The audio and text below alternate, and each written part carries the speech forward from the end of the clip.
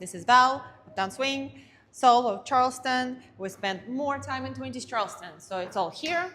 And then we'll build it up to cowtail. Throw it a little bit further this way, and then all the way around.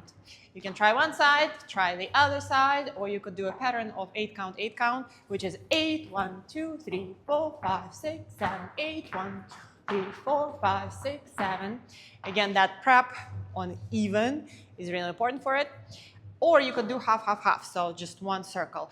8, 1, 2, 3, 4, 5, 6, 7, 8, 1, 2, 3, 4, 5, 6, 7. The little combo was this. 8, 1, 2, 3, 4, 5, 6, 7, 8, 2, 3, 4, 5, 6, 7, 8, 1, 2, 4, 5, 6, 7, 8, 1, 3, 4, 5, 6, 7.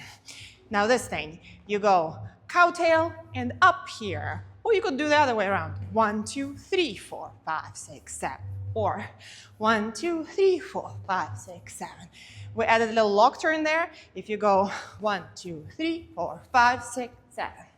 We use that as a break.